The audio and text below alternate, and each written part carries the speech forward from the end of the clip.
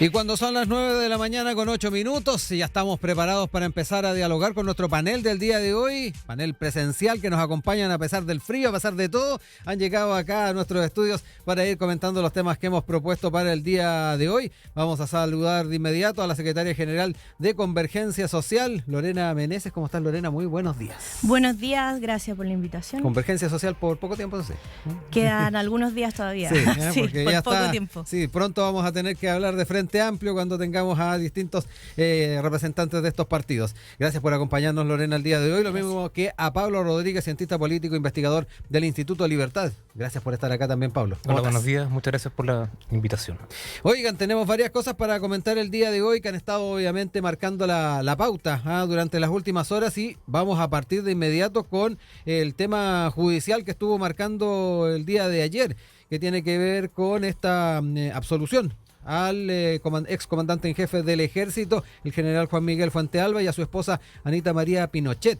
De hecho, el cuarto tribunal oral en lo penal de Santiago los absolvió a él y a su esposa por el delito de lavado de dinero. Decisión unánime, y ha sido esto interpretado como un golpe para lo que es la indagatoria que se encabeza por parte de la Fiscalía, particularmente el fiscal José Morales, en la que se imputaba a Fuentealba del delito de lavado de dinero, cuyo ilícito base de malversación de caudales públicos está en la causa paralela que se sigue contra el ex uniformado en la justicia militar.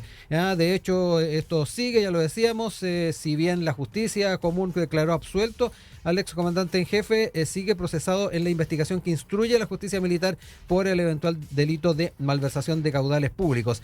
A la hora de revisar también los antecedentes que finalmente llevaron a esta decisión, la jueza Carolina Escandón apuntó directamente al trabajo investigativo, dijo que el que fue llevado a cabo por, ya lo decíamos, José Morales y la Brigada de Lavado de Dineros, si bien la detección de patrones sospechosos es el punto de partida, una acusación de lavado de activos debe ir mucho más allá, donde la solidez probatoria es fundamental. Es parte de lo señalado entonces por parte de la jueza. Habrá que estar también atentos a lo que ocurra cuando se haga la lectura del fallo en agosto, y si efectivamente va a estar dentro del camino que lleve la Fiscalía una apelación a la Corte.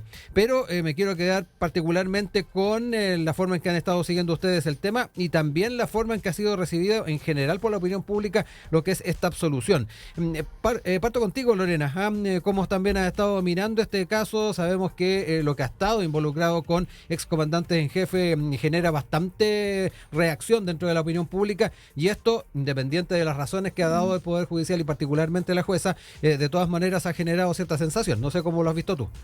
Sí, bueno, tiene varias aristas este caso, digamos. Uno, lo que tú mencionas, pues como qué es lo que pasa entonces con las otras investigaciones a los comandantes en jefe, pero también recordar que este es uno de los casos más relevantes y bullados en los que está involucrado un comandante en jefe del Ejército. O sea, estamos hablando de 2.980 millones de pesos, en donde además, para la opinión pública, yo no soy abogada, pero para la opinión pública nos resulta muy extraño, muy raro, digamos, esto de que sea absuelto cuando en verdad, incluso en algunas de sus declaraciones, él reconoce haber recibido dinero. Entonces uno dice, ¿qué es lo que está fallando acá? Y cuando además se dice que hubo desprolijidad en la investigación, es como sumar uno más uno. O sea, en el fondo, si yo quiero saber si alguien malversó fondo y se enriqueció ilícitamente, a lo menos debo saber con cuánto contaba cuando ingresa, cuando asume el cargo. Por lo tanto, la verdad es que desconcierta. Yo espero que esto en algún minuto se pueda revertir, si es que en algún minuto va a haber algún seguimiento a las causas, o lo que va a pasar también en la justicia militar. Porque, como digo, independiente de las desprolijidades, en el fondo, aquí no es que se le haya declarado inocente, sino que se absuelve, precisamente porque la investigación no fue llevada a cabo como debió haber sido. Y eso es una señal muy negativa para la población en términos del trabajo que hace el Ministerio Público y en particular este fiscal. Pablo, me quedo contigo tomar un poco también a propósito de lo que se señalaba a la hora de analizar el tema por parte de Lorena, también algunas visiones que plantearon luego de conocido esta decisión, este veredicto. Miguel Chávez, que es el defensor defensor de Juan Miguel Fuentealba, dijo que son 40 años de matrimonio y quedó absolutamente acreditado que la labor de la Fiscalía y de las policías no indagó para nada esta trayectoria patrimonial. Ahí también trae a colación el tema patrimonial a la hora de ir, a propósito de la cifra que nos daba recién en su apreciación Lorena, el tema también de las razones que se esgrimen a la hora de generar esta absolución. Sí. A ver, yo creo que es un revés muy importante para la Fiscalía, en particular para el fiscal Morales, que además es uno de los principales fiscales que hay en el país. O sea, es una de las figuras relevantes tú al pensar en los fiscales que están liderando diversas causas, entonces es una persona muy importante. Entonces, cuesta creer que hayan cometido tal errores o falta de prolijidad o de investigación. También le pega a la PDI respecto a cómo... de la brigada, ¿no? Exactamente, cómo sus investigadores en su momento fueron capaces de acreditar estos casi 3.000 millones que mencionaba respecto a posibilidad de activos y otros delitos. Entonces, creo que es una muy mala noticia para la Fiscalía, una muy mala noticia para la PDI, porque justamente en los últimos años, bastante años, se empezó a crear una cierta línea de que todos los comandantes jefes del ejército salían investigados por causas vinculadas a mal uso de recursos públicos, de los recursos que ellos tienen. Y eso se instaló un relato, de alguna forma, que cada uno había tenido problemas relacionados con esa materia. Y ese relato ayer tuvo un golpe muy fuerte. O sea, la construcción de que se ha hecho respecto al rol de los comandantes en jefe, ayer queda en tela de juicio. A partir de este caso hay que ver qué pasa con otras instancias y también con los otros comandantes en jefe que están en otros casos distintos, pero creo que este era uno emblemático, por el tema de la cantidad de dinero que estaba involucrada, por la repercusión que ha tenido en la justicia militar. Vamos a ver qué ocurre con aquello. Pero creo que desde el punto de vista de lo que significa la labor de la Fiscalía, la labor de la PDI, creo que ayer quedó muy, muy bien entrevisto, y con causas complejas, que son justamente cuando se ponen a prueba las policías y la Fiscalía. Claro. Porque cuando hubo una causa de robo, no sé, de un asalto en la calle, esas son cosas que cualquier policía pudiera investigarla. Pero cuando hablamos de fraude al fisco, de plata, de muchos montos involucrados, uno esperaría que estén mucho mejor preparadas nuestras instituciones para investigar ese tipo de casos.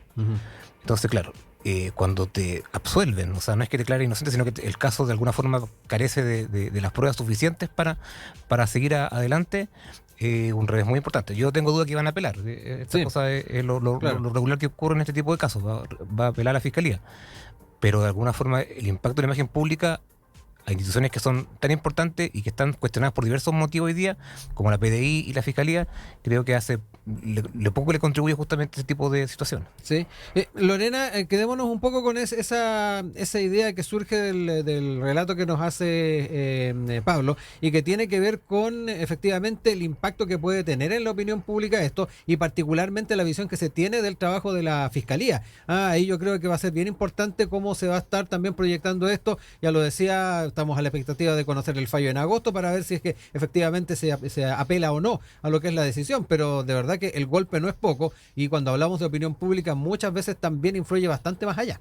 Sí, claro, lo que pasa es que la opinión pública es muy sensible a este tipo de circunstancias, tal como decía Pablo. En el fondo estas son investigaciones súper complejas, en donde además se develó la vida de lujos que vivía el general con su esposa, digamos. Sí. Entonces, como que en el fondo se fue instalando el hecho de que un funcionario público, por muy comandante en jefe que sea, es un poco complejo que pueda en realidad enriquecerse tanto solamente con su sueldo y sus buenas inversiones económicas. Por lo tanto, el tema en la opinión pública yo creo que le va a pegar a la Fiscalía, lo cual es súper preocupante porque en definitiva hoy día las instituciones están muy cuestionadas. Siento yo que las investigaciones, la Fiscalía y lo que, al menos lo que la opinión pública tenía hoy día que defendía un poco, era cómo se desarrollaban estas investigaciones. Como que no habían tantas dudas de que efectivamente una investigación bien llevada pudiera tener resultados concretos en la justicia, digamos. Yo espero que no se ensucie la labor que se desarrolla, lo cual, y a eso me refiero, que yo creo que efectivamente las responsabilidades deben estar muy bien focalizadas. Esto no debiera salpicarle a toda la institución de la Fiscalía, digamos, pero es evidente que le va a golpear porque hoy día entonces decimos quién investiga, en quién confiamos, qué va a pasar con otros casos en los que puedan suceder este tipo de situaciones complejas, digamos. Ya vimos otras investigaciones, lo que pasa, no sé, con la exalcaldesa Katy Barriga, etcétera, que son investigaciones que no solamente son complejas, sino que requieren de mucha información y ser muy detallista en ese tipo de complejidad. Acucioso. Claro, muy acuicioso, porque en el fondo hay muchas formas en que este tipo de cuestiones se pueden tapar. Y al haber visto cómo se fue desarrollando este caso, la verdad es que yo creo que la gente, las personas no esperaban que sucediera algo así. O sea, de hecho, tampoco nosotros teníamos como conocimiento de que había faltado toda esta parte de la investigación. Entonces, cuando sale ayer el fallo y te dicen, mira, en realidad no se puede acreditar que hubo enriquecimiento ilícito porque no sabemos cuánto dinero tenía, es como, bueno, esto debe haber estado desde el principio de la investigación, digamos. Entonces, y cuando tú apeles, yo me imagino, la falla va a estar igual porque está instalada en la investigación. No es que hayan habido dudas, no es que hayan habido distintos criterios para evaluar, digamos. Entonces, por lo tanto, no sé qué tan buen camino pueda llevar una apelación en ese sentido. La investigación está de alguna manera un poco dañada. Claro, exacto. Pablo, te dejo ahí también la palabra y hablar un poquito respecto a las implicancias también que tiene este caso, esta resolución, al menos que se ha dado a conocer en lo que tiene que ver tal vez con lo futuro. De qué manera vamos mejorando los procesos de accountability en distintas instituciones de carácter estatal y particularmente enfocándonos en las Fuerzas Armadas. Yo no sé también cuánto puede afectar eso. A ver, tres cosas. La primera, complementar con lo que se estaba hablando recién respecto que además esta es una invitación larga. O sea, estamos hablando, creo que el informe de la API, el primero que salió, es del 2017. O sea, estamos hablando de hace mucho tiempo en el cual había mucho, claro, para complementar esa información que se recogió en ese momento, pero ha habido mucho espacio de tiempo para justamente tener una investigación de buena calidad y que lo que parece justamente que ayer no ocurrió. Lo segundo es que efectivamente hay un problema con el tema de los recursos reservados y platas que manejan instituciones. Pasó en Carabineros, pasó en Fuerzas Armadas y creo que ahí se ha avanzado. Creo que ahí hay que reconocer que este gobierno, creo que, y el gobierno anterior también han puesto cierto énfasis en que este tipo de cosas que quedaban un poco en el aire y que se prestaban para que alguien cometiera delito, creo que se han ido regulando. Yo creo que ahí hay un avance que está mucho más claro y que no debería volver a ocurrir. Y eso es importante señalarlo. Pero también quiero volver al tema de la fiscalía, porque hoy día las policías y la fiscalía en particular tienen a su cargo investigaciones muy complejas respecto a crímenes que antes no estaban pasando en Chile, que tienen que ver no solamente con los asesinatos, que es lo más evidente, pero también con lavado de dinero, también con cómo Chile hoy día está siendo ocupado como a lo mejor de paso o no del tema de las drogas, si Chile es un productor de drogas de ciertas materias, qué pasa con los puertos. Entonces hay muchas investigaciones muy muy complejas por tipos de delitos distintos y que son transnacionales y que amenazan a la seguridad del país, en los cuales uno esperaría justamente que la fiscalía fuera mucho más diligente en tener la capacidad para investigar este tipo de cosas. ¿Te da la impresión de que hay ciertas debilidades? Claro, o sea, si una cuenta de un general chileno, que no hay que investigar mucho, o sea, fuera tiene cuenta en el extranjero no, pero una persona de Chile que tiene sus cuentas entregadas, que no se le investiga el patrimonio, por ejemplo, en su momento, y pues eso explicaría probablemente la diferencia con lo que se declaraba y lo que se le acusaba. O grupo organizado o narcotráfico que son mucho más elaborados sus trabajos, pensando que no solamente son bandos de Chile, sino que hay implicancias con Colombia, eventualmente con Venezuela, mexicanos, etcétera. Uno empieza también a dudar las capacidades que tenga la fiscalía para justamente anticiparse o en su momento también poder investigar causas vinculadas a este tipo de temas. O sea, Chile es un estado con instituciones buenas, no hay que tampoco menospreciarlo. Pero hay nuevos fenómenos que tienen que ver con el crimen organizado en los cuales se requiere mucha más capacidad tecnológica, por cierto, de herramientas digitales que puedan permitir investigar ciertos delitos, pero también humanas, de cómo eso se va calibrando y cómo se va justamente buscando a los responsables de los delitos. Entonces creo que por eso es tan mala noticia lo de ayer, no solamente por el tema del general, del ex general, sino que también por la capacidad que muestra la Fiscalía para, en causas muy complejas y de alta connotación pública, no tenga justamente las herramientas para llevar a cabo sus investigaciones de buena manera. Sí.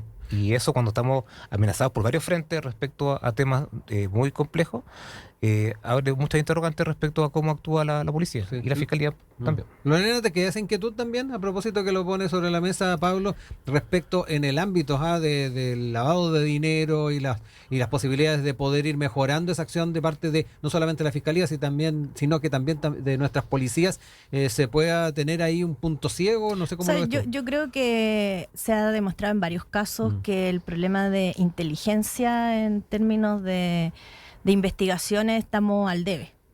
Y tenemos hoy día, ustedes saben, la ley de inteligencia financiera, que yo creo que sería un tremendo aporte si se aprobara, porque por lo menos los que estamos en política con cargo de representación, ya sea interna o externa, hacemos una declaración de patrimonio y además se nos considera personas políticamente expuestas, por lo tanto cualquier pariente para sacar un crédito se demora mucho más porque efectivamente se revisa el patrimonio de las que somos políticamente expuestos. Entonces, y de repente tú ves que hay jóvenes de 19 años que andan en un auto de última gama. Entonces uno dice, bueno, ¿de dónde sacan todo ese recurso? Y si hoy día no tenemos ni las posibilidades de la inteligencia para poder hacer esas investigaciones, ni una ley que permita hacerlo, es decir, abrir las cuentas, etcétera, y ver en el fondo cómo es la ruta del dinero, evidentemente estamos hoy día generando un espacio que en 10 años más nos podemos estar arrepintiendo y conversando de esto mismo y no haber hecho las cosas a tiempo. Sí, ahí ha habido falta de colaboración también. De voluntad política, principalmente. Me acordé del obstruccionismo del que se habló todo el fin de semana. Sí, claro. Lo que pasa es que yo creo que hay un problema de voluntad política, en este caso en particular, en esta ley, particularmente de la derecha que lo ha estado votando en contra, que no le interesa investigar aquello. Y yo me imagino que hay, no tengo certezas, digamos, pero que hay mucho involucrado en esto. Y que en el fondo da la sensación de que no quisieran avanzar en esa línea, pero que representa un tremendo riesgo, no en este caso particular, pero estoy hablando de los dineros que entran por el narcotráfico. Si en el fondo el narcotráfico se va a nutrir de esto, cuando se instalan las poblaciones es porque tiene grandes sumas de dinero donde suple al Estado, y entonces a los más jóvenes les resulta mucho más rentable hacerse soldados del narcotráfico, y si no hacemos un ataque que va desde la raíz, que tiene que ver con este movimiento de dinero que se dan en la región completa, no estamos hablando solo de Chile, esto es una cuestión mucho más compleja, claro, obviamente estamos siendo caldo cultivo para que se puedan instalar fácilmente y sin ningún tipo de restricciones. Sí. Pablo, ¿ves que hay ahí también falta de voluntad para poder avanzar en ese tipo de temáticas que tienen que ver con inteligencia y que efectivamente pueden ser un elemento importante a la hora de no solamente innovar, sino que buscar soluciones que sean óptimas? Yo creo que ahí lo que está primando es la desconfianza hacia ciertas instituciones. De alguna forma, el tema de, por ejemplo, del secreto de las cuentas bancarias, de las cuentas corrientes en los bancos, en parte importante de la derecha genera desconfianza porque, voy a tratar de decirlo lo más simple posible, pero cada investigación que hace la Fiscalía se filtra. Cada investigación relevante se filtra antes de que estén a conocerse los documentos públicos que detallan la investigación. Entonces, también hay un tema de cómo la Fiscalía es usada muchas veces para que se pueda enlodar con mucha facilidad a ciertas personas. Yo creo que ese es el tema que hay un clima de cierta desconfianza hacia ciertas instituciones o ciertos fiscales, porque muchas veces la Fiscalía suelta información con mucha facilidad de ciertos personajes públicos, y las investigaciones, a pesar de ser reservadas, no sé cómo los periodistas acceden a ellos. Los periodistas no es delito es delito que la saca, no es el periodista que la difunde, pero ahí hay un tema importante respecto a la privacidad de los datos. Entonces creo que por ahí hay otros temas también que pueden discutirse respecto a aquello, pero hay una sensación de desconfianza justamente hacia cómo se ocupa la información. Y creo que ahí está el conflicto que, por ejemplo, no ha permitido que ese proyecto vaya más rápido. hay una mirada de recelo hacia ciertas investigaciones que hacen que ponen en duda ciertas cosas. Entonces creo que por ahí va el tema. Uh-huh. Lorena, cerramos este tema antes de irnos a la música. De ahí le doy la palabra también a Pablo, pero te dejo ahí el tiempo para cerrar ideas respecto a este tema. Sí, bueno, primero que hay que poner el énfasis en las personas que se equivocaron. Creo que eso es importante. Y creo que no tenemos que instalar este clima de desconfianza porque en definitiva le hace mal a la democracia. Y tal cual como decía Pablo, yo creo que hay que avanzar en estas leyes y dejar estas desconfianzas a un lado. Porque si... ¿No tienen base esa desconfianza? Decía mi abuela, el que nada hace, nada teme, así que no entiendo muy bien por qué tendrían que existir. Puede ser por esta filtración de datos y qué sé yo, pero yo creo que eso es menor ante el hecho de dejar abierto el campo a que se puedan cometer este tipo de delitos que le traen gran daño a los países. Pablo, para cerrar también este bloque. Sí, esperar la resolución final justamente en este caso, ver cuáles son las consideraciones que se hacen y ojalá que también los casos que investiga la justicia militar, que también está en boga por otras cosas hoy día, también sean expeditos en su investigación, en su tramitación para justamente tener una certeza de que lo que se acusa o no a una persona tenía prueba suficiente o no. Si era culpable o inocente, creo que eso es muy importante porque así como señalamos que hay una marcada opinión de la ciudadanía probablemente de que el ejército y sus comandantes en jefe han estado involucrados en este tipo de temas de plata ilegal o de plata irregulares que se han ocupado, también la sensación de la gente es que ellos son culpables, en el sentido de que se ha instalado o está instalado con razón o sin razón, de que hay un juicio público previo. Claro, y por tanto, si hay un juicio público previo y las instituciones de justicia dicen lo contrario, eso tampoco es fácil de revertir. Porque tú quedas con la sensación de impunidad. O sea, la persona común y corriente que ve las noticias va a decir, pero no entiende nada. Porque es poderoso justamente e inocente. Entonces, por eso hay que ser tan cuidadoso con las investigaciones. Porque cuando tú expones a una persona ante la opinión pública y le imputas ciertos delitos de esta gravedad, el juicio público no se quita, no hay cómo revertirlo. O sea, ni la mejor campaña de comunicación te lo va a cambiar. Sí. Entonces, por eso es que la investigación debe ser tan cuidadosa justamente para evitar ese tipo de linchamientos casi públicos que se hacen a las personas, que cuando es culpable a lo mejor tiene todas las razones para hacer un juicio público, pero cuando es inocente es mucho más complejo de manejar. Son las 9 de la mañana con 34 minutos. Estamos de regreso con Pablo Rodríguez, cientista político, investigador del Instituto Libertad, y con Lorena Meneses, secretaria general de Convergencia Social, nuestros panelistas del día de hoy acá en Enlace USACH. Y vamos a ir al otro tema que tenemos propuesto el día de hoy y que está enlazado con la agenda del Ejecutivo desde la perspectiva también del Ministerio de Economía, pero además lo que se va a poder mostrar o no en la cuenta pública del 1 de junio. Tiene que ver con el proyecto del Sistema Inteligente de Permisos. Recordemos que el tema de la permisología ha estado presente desde hace bastantes meses y hartas semanas, y este proyecto es liderado por el ministro de Economía, Nicolás Grau, y está aprobado, la idea es que esté aprobado antes de la tramitación de la ley de presupuestos que se debate en octubre. Esto implica obviamente un anhelo que ha sido planteado por el propio presidente, lo dejó entrever en la última ENADE, en el discurso, y el tema principal tiene que ver con que esto se pueda sacar incluso antes de lo que va a ser la ley de presupuestos. La segunda, el día de ayer, daba cuenta que en la interna del gobierno tiene una meta ambiciosa. Grau quiere despachar este proyecto a más tardar la semana del 27 de mayo para dejar, dice, en bandeja el anuncio dentro de la cuenta pública del presidente el 1 de junio.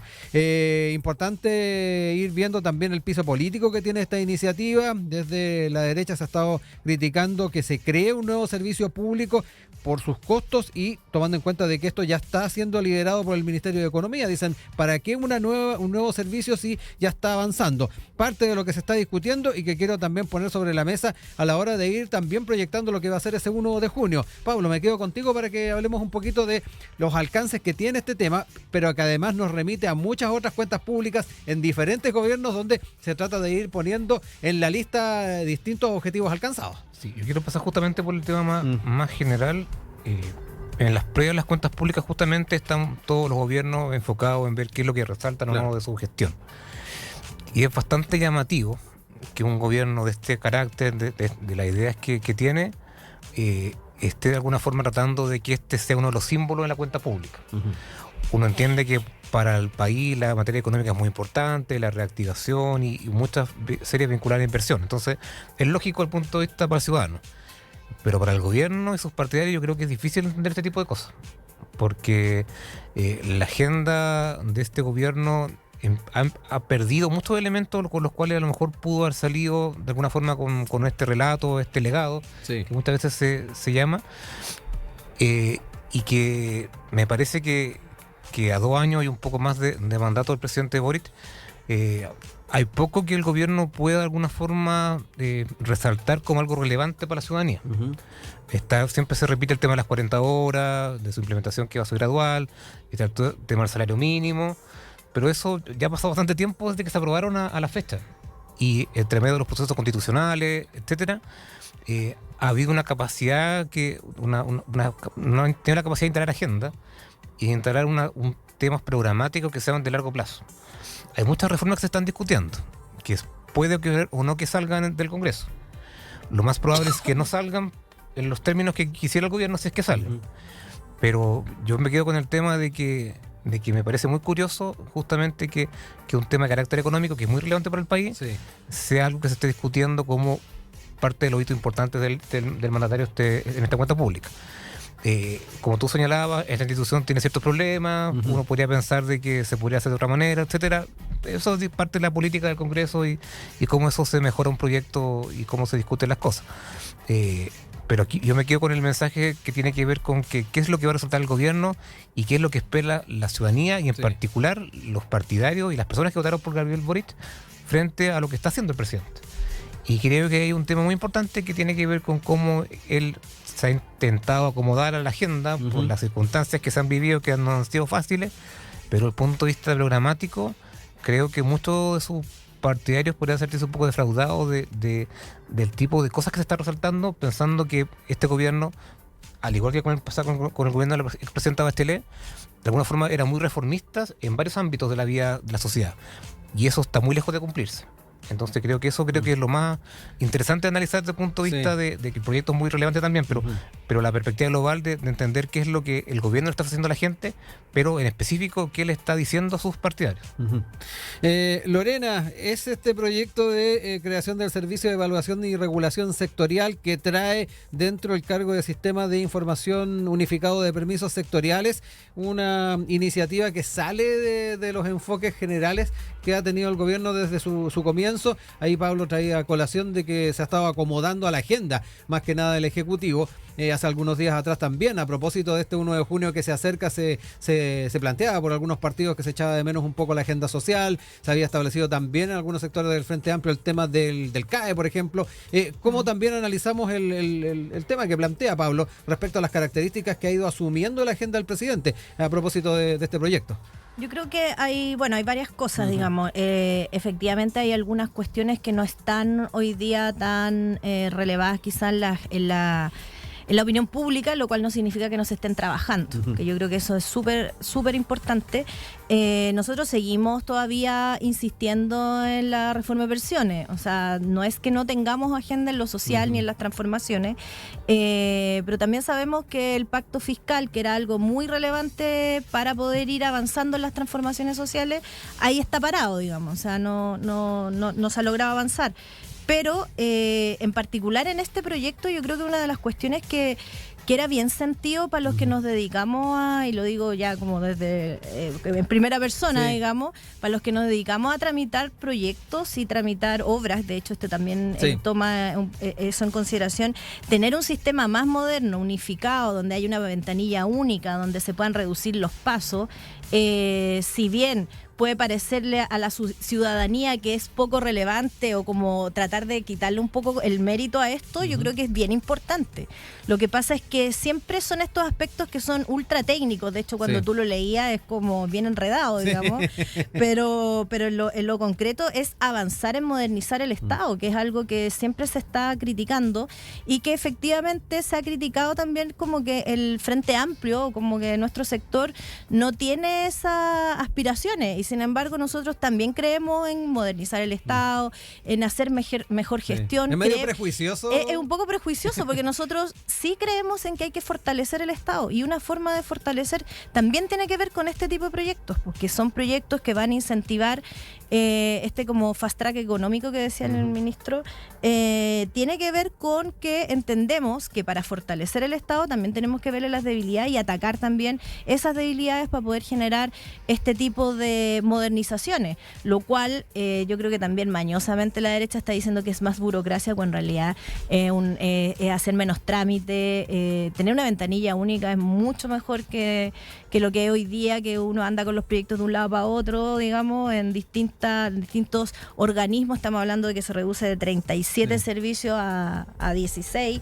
Entonces, en el fondo, cómo se puede también ver que no porque seamos el Frente Amplio o la izquierda, digamos, nos interesa burocratizar más, sino que al revés, encontrar también las debilidades, fortalecer esos espacios donde podamos hacerlo, y yo creo que es bien meritorio que el ministro Grau no solamente lo instale en la agenda, sino que también lo saque lo más rápido posible. Pablo es prejuicioso, ya que se planteaba el tema a propósito de lo que es característico o no en el sello de un gobierno. Yo creo que sí. La verdad es que tiene que ver con que los proyectos más emblemáticos de esta administración están todavía en el Congreso y, como señalaba, puede que salgan o no y su contenido va a ser muy diferente al que seguramente los partidarios y el gobierno han querido de estos proyectos. O sea, por ejemplo, si sale de pensiones, la repartición que se haga entre el 3 y 6% va a ser distinta a lo que el gobierno probablemente quería en su inicio. Si salen otras reformas del pacto tributario, el pacto fiscal, también. Entonces, como que el gobierno se ha ido quedando con pocas herramientas, tanto políticas como comunicacionales, para dar a destacar lo que hace. Y encontró en el tema económico una arista que yo creo que no pensaba que tenía a la mano, y que tiene que ver con que junto al Banco Central y el manejo de la inflación y ciertas mejoras de perspectiva económica de largo plazo y también el control de la cesantía un poco frente a lo que estaba ocurriendo hace un par de meses atrás o años atrás, que todavía es alta, pero ha tenido un cierto control a lo mejor en algunos sentidos. Ha ido de alguna forma encontrando que es en la agenda económica donde ha encontrado más sintonía con la ciudadanía, por un lado, y también ha encontrado más herramientas disponibles para sacar adelante algunas cosas. O sea, el gobierno, insistiendo que en el Congreso están paralizados los temas y las razones son muchas, tiene que tener alguna cosa con la cual salir a comunicar diariamente. Y por tanto creo que en la agenda económica y en particular este tipo de proyectos, que insisto, son muy importantes, no le quito la importancia, puede ser muy buena iniciativa, discutiendo algunas cosas o no, pero en el fondo son buenas iniciativas para el país. Tiene que apelar justamente a temas económicos, que no es por lo cual seguramente hubieran esperado yo iniciar su mandato con este tipo de temas, para decir que el país siga avanzando. Y uno lo entiende, si es parte de que la política también es acomodarse un poco a las circunstancias y a lo que ha ido ocurriendo en el país, pero la agenda de seguridad, por un lado, donde ha contado con el respaldo de la oposición para sacar muchos proyectos de ley, y la agenda económica, son cosas que uno, de prejuicioso probablemente, no hubiera esperado que el gobierno lo hubiera dado tanto énfasis. Y creo que tiene que ver porque sus reformas todavía no pueden salir. Y entonces ha tenido que reacomodarse justamente en ese contexto, y puede ser positivo para el país, y eso no lo dudo. Que obviamente... Pero apunto un elemento más. ¿Electoralmente es beneficioso o no el tener ese reenfoque desde la dinámica tuya? O sea, yo creo que sí, porque el gobierno también va a ser juzgado en la elección de noviembre del próximo año por el desempeño económico que tuvo. Y por lo tanto, el elemento económico es vital, justamente pensando que la figura que salga y que sea el sucesor de Gabriel Boric, que salga de Socialismo Democrático, Frente Amplio, Partido Comunista, va a tener también que jugar con eso, con cómo fue el desempeño económico de este gobierno. Y creo que ahí aporta mucho. Pero insisto que hay como una diferencia muy importante de que estábamos hablando hace poco de reforma tributaria, del tema del CAE, de la reforma de las policías, del sistema de salud y los cambios que hay que hacer ahí. Entonces, todos esos temas eran mucho más naturales a lo que es el Frente Amplio y a su agenda, con la cual llegó al gobierno, que justamente con eso llegó, con esos mensajes llegó. Pero hoy día instalado en el gobierno, el contexto es otro y ha tenido o está teniendo la capacidad de reacomodarse, pero es llamativo, eso no puedo dejar de mencionar. Sí, Lorena, ahí te dejo la palabra. Sí, yo creo que no solo es prejuicioso, la verdad es que en nuestro programa de gobierno cuando llegamos también venía el tema económico, digamos, y nosotros tenemos hartas personas que se han dedicado, partiendo por el ministro Grau, al tema económico y a ver que se pudiera generar nuevos modelos de desarrollo también para el país. Por lo tanto, y además yo creo, y lo quiero aterrizar, digamos, en esto de que como que nuestra agenda solamente tiene que ver con estos temas como sociales, como dicen, digamos, que en realidad es lo que le hace mucho sentido a la gente, porque es con lo que uno llega a fin de mes. Vemos que tenemos grandes liderazgos que tienen una gestión que ha sido muy buena, digamos, y aterrizándolo en los temas municipales. Hoy día vemos como, no sé, el mismo alcalde Bodanovich ha tenido un muy buen desempeño en la gestión, y por lo tanto, no por ser del Frente Amplio, que es una cosa como que siempre nos están como achacando, vamos a llegar a despilfarrar, no nos importa que la economía se vaya a la inflación, superinflación, o sea, en el fondo nosotros somos personas que tenemos creencias de izquierda que tienen que ver con que creemos que la sociedad debe ser más justa, pero eso no significa que vamos a llegar a despilfarrar o vamos a llegar a gastar, todo lo contrario. La verdad es que parece ser de que más en la derecha es donde está instalado eso, pero claro, hay harta caricatura que nosotros también tenemos la necesidad de estar rompiendo permanentemente, pero creo que es importante señalar que no significa esto que nosotros hayamos abandonado los otros proyectos. O sea, que hablemos de este proyecto en particular no significa que nosotros no estemos todavía luchando por mejorar las pensiones de las personas en este país.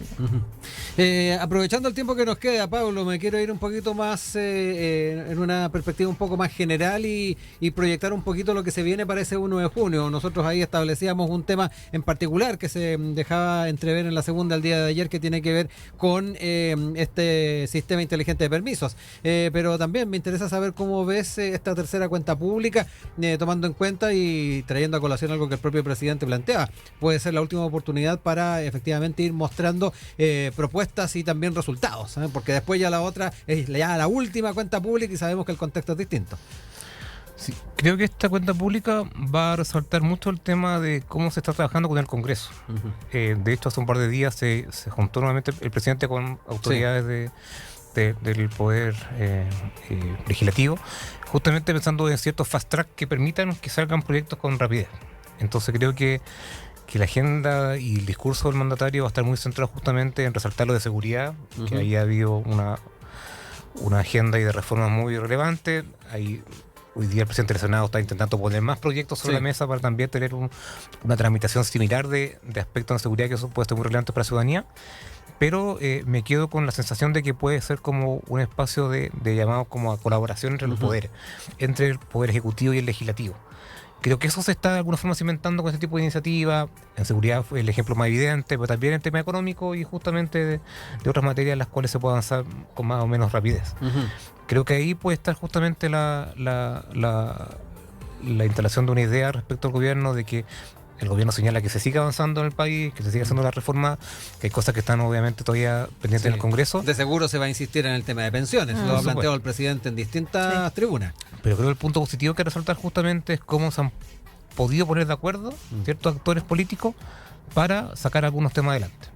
En seguridad lo más evidente y económico. Entonces creo que ahí puede ser como una forma en que el presidente enfrente el discurso y su cuenta pública del año pasado. Sí. Lorena, en tu caso, ¿cuál es la expectativa también que se han ido formando en el partido, que te has ido formando tú respecto al próximo 1 de junio? Sí, mira, yo creo que una de las cuestiones importantes es efectivamente hablar de lo que se ha avanzado en temas de seguridad.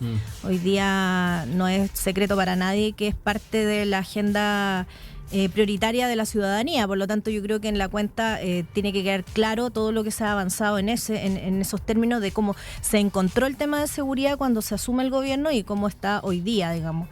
Pero también creo que hay que hacer este llamado a la al trabajo unitario, al trabajo de confluencia más que de divergencia entre todos los actores, porque lo vimos ayer también con la aprobación de la ley corta en salud, digamos, que finalmente logra ser aprobado en ambos. En el Senado y en el Parlamento. Por lo tanto, yo creo que eso es una señal de cómo el país se tiene que empezar a sentar a la mesa y tiene que empezar a avanzar en esos proyectos. Creo que lo de pensiones tiene que continuar. Y esta una cosa como muy personal, me gustaría que se tocara el tema del CAE también. Para cerrar, Pablo, me quiero quedar también con algo que ha estado flotando en la discusión y que tiene que ver con estos proyectos que avanzan porque la contingencia lo lleva. Tuvimos la muerte o el asesinato de estos carabineros y la agenda de seguridad avanzó. Tuvimos esta ley corta de ISAPRES que avanzó también porque teníamos el fallo ya a puertas de cumplirse. De hecho, ya se tiene que cumplir ya.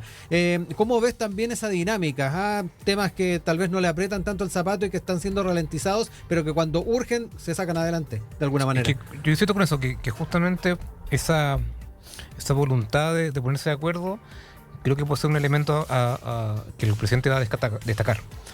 Porque no es fácil, el tema de las ISAPRES costó mucho, o sea, esto sale fuera de plazo prácticamente porque la aplicación tenía que ser el mismo 12, si no me equivoco.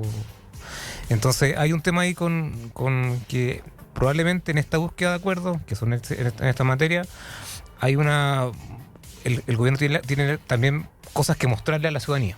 Entonces creo que va a insistir en esa línea justamente pensando de que hay temas emblemáticos para su gestión, que ya lo hemos conversado largamente, que todavía cuesta que salgan, pero hay otras materias en las cuales el gobierno sí puede de alguna forma dar cierta mensaje a la población de que hay iniciativas muy importantes para ella, que están saliendo y que son fruto del acuerdo entre el Ejecutivo, el Legislativo, Gobierno, oposición.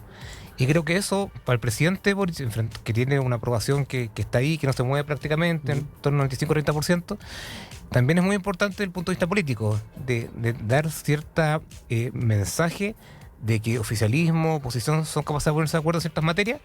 Y eso creo que también es relevante, porque el clima de desencuentro de la política hoy día también es muy grande. Sí, y además la percepción de la gente de que aquí cuando se puede se los sacan adelante los temas, que puede haber cierta maña, también está presente. Claro, entonces hay que jugar con estas cosas, pero creo que este llamado al trabajo colaborativo entre los diferentes poderes del Estado, creo que es una cosa que el gobierno debiera resaltar mucho más.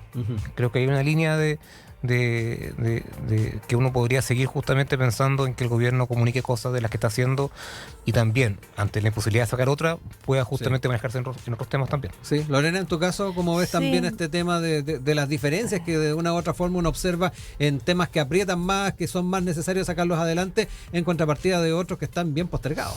Claro, lo que pasa es que ahí yo creo que hay un gran riesgo que corre la derecha permanentemente, porque cuando está oponiéndose a ciertos proyectos que son muy sentidos por la ciudadanía, voy a volver al tema de la reforma de pensiones,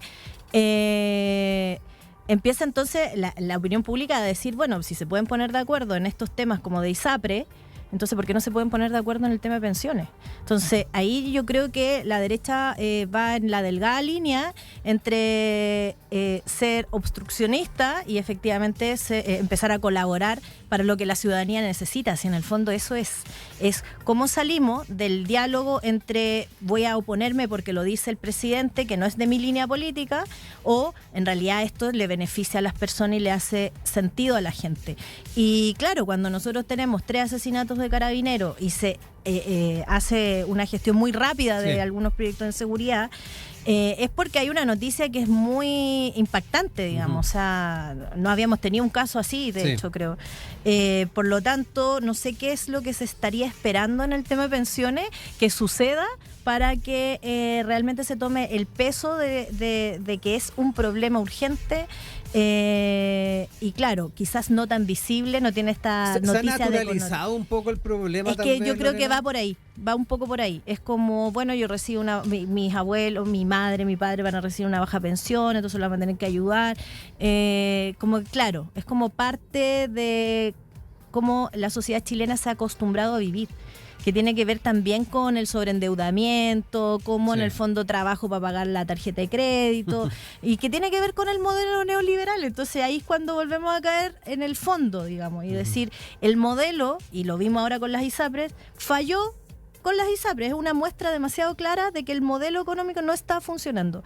Y cuando empieza a caer el tema de las AFP, porque en algún minuto la ciudadanía también va a tener derecho a seguir reclamando, porque no se puede solucionar el tema de las pensiones con las tremendas utilidades que están teniendo las AFP.